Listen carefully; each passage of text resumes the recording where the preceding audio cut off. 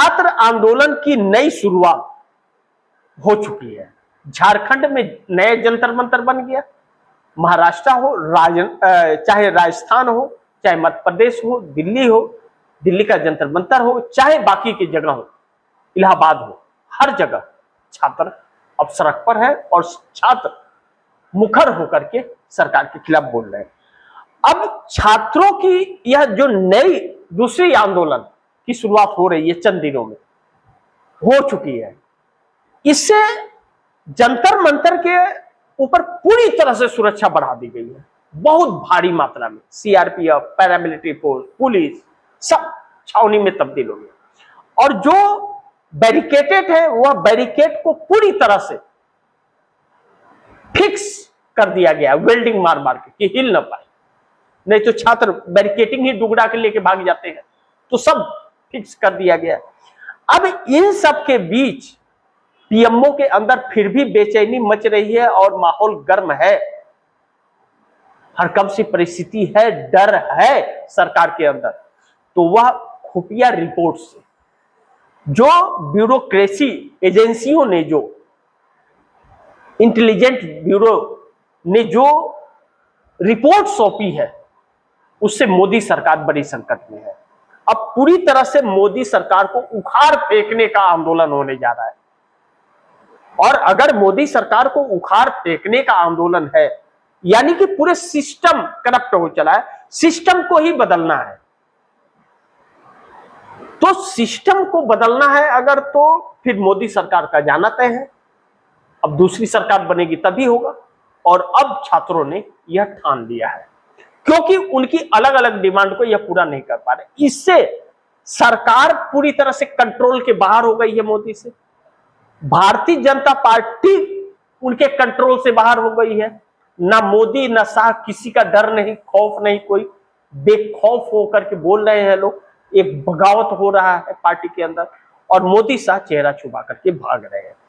ऐसे में भाजपा के अंदर जो भगदड़ होगी, ब्यूरोक्रेसी भी जो रिपोर्ट मिल रही है कि उसे रोक नहीं पाएंगे मोदी और शाह, क्योंकि वह 100 से 150 सांसदों का गुट होगा जो मोदी और अमित शाह के खिलाफ एक बड़ी बगावत करने की तैयारी में जुट गए हैं। यानी कि बुलबुला फूल रहा है और वह फटेगा, और फटेगा तो सरकार उसमें पलट जाएगी, यानी कि अपने ही सरकार गिरा देंगे। क्योंकि मोदी और शाह ने किसी को छोड़ा नहीं है। ऐसा कोई सगा नहीं जिसको मोदी शाह ने ठगा नहीं। सबको एक ही तराजू में रखा, चाहे वह भाजपा के हो चाहे किसी के। और जो इनके इशारों पे नाच रहे थे उसको कहां से कहां पहुंचा दिए।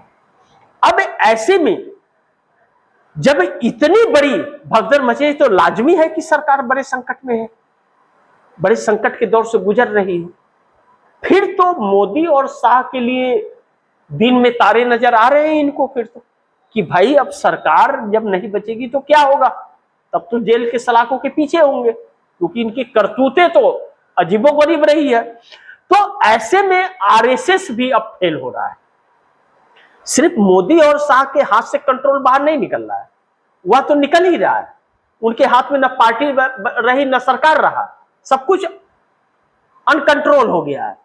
लेकिन देश की व्यवस्था भी कंट्रोल से बाहर हो गई है, उसे भी नहीं संभाल पा रहे। अब अपने आप को संभाले, पार्टी को संभाले, गठबंधन को संभाले, देश को संभाले या व्यवस्था को संभाले, कुछ भी नहीं संभाल पा रहे, सब भगवान भरोसे छोड़ दिया। अब अपने बचने का ट्रिक अपना रहे हैं, सिर्फ इसके अलावा कोई काम नहीं है उनके पास। और संसद से भाग रहे, क्योंकि विपक्ष पढ़ा लिखा है तो सवाल ठोकेगा, और सवाल ठोकेगा तो अनाप शनाप बोलेंगे तो संसद में हंगामा होगा। अब ऐसे में आरएसएस जो छात्र आंदोलन को एक गुमराह करने की कोशिश कर रहा था कि एंटी वो है, छात्रों को कह रहा था कि एंटी नेशनल है, उनको गुंडा कह रहा था, टायर वाला, पंचर वाला, टोपी वाला, पता नहीं क्या क्या संज्ञा दे रहे थे। वह आरएसएस अपने सारे तरकीब को अपना करके भी फेल हो गया, उसका कोई असर नहीं पड़ रहा है। अब हकीकत यह है कि इसी सरकार के लोग इसी की पार्टी के लोग इसके साथ खड़े नहीं हो रहे। अब हर घर और हर चौराहे पर सरकार के खिलाफ बातचीत चल रही है कि यह सरकार तो इतनी पाखंडी है, पता ही नहीं था।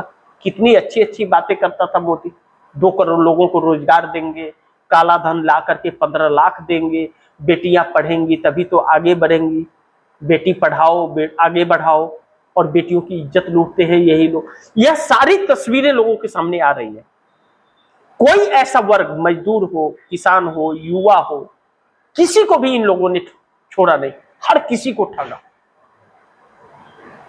और गांव गांव जब पहुंच गई भारतीय जनता पार्टी तो सत्ता में आने लग गई। तो सत्ता में आई तो अपनी असली रंग में आ गई, रंग में आ गई तो लोगों को प्रताड़ित करने लगी। फिर सोच लिया कि हमें किसी की जरूरत नहीं, चुनाव आयोग को ही खरीद लो और मीडिया को खरीद लो, तो मीडिया हमारे पक्ष में दिखाएगा और चुनाव आयोग हमें वोट देगा। तो जनता से सरोकार नहीं रहा, जनता खुश है नाराज है उससे कोई फर्क नहीं पड़ रहा था। और डर इतना खौफ दिखा दिया था, कोई बोलने की हिम्मत नहीं जुटा पा रहा था। ऐसे में अब घर घर में पहुंच गया कि यह पाखंडी है, तो इनके खिलाफ माहौल बन गया है। और जब माहौल खिलाफ बन गया है तो अब भाजपा के अंदर के लोग जो है ना, वह मोदी और शाह को अपना बोझ समझ लिए और इन्हें ही अब हटा फेंकने की तैयारी कर रहे हैं। ऐसे में आरएसएस भी अपनी कोशिशों में नाकाम हो गया तो वह भी सरेंडर हो गया। वह भी कह रहा है कि छात्रों की मांग तो जायज है। अभी कल तक कुछ और कह रहा था, आज कुछ और कहने लग गए मोहन भागवत। यानी कि उनको भी अपनी औकात पता है कि उनका भी अंत नजदीक है। लेकिन मोदी ने पूरी तरह से अंत कर दिया। तो भाजपा के नेता जो हैं, जो मोदी से इत्तेफाक नहीं रखते थे, जिसकी वजह से 240 सांसदों का संसदीय दल का बैठक नहीं बुलाया गया था, वह अब इनके खिलाफ हो गए। उसकी संख्या 100 से 150 है। तो ऐसे में अब सरकार बचेगी इसकी गारंटी तो नहीं है।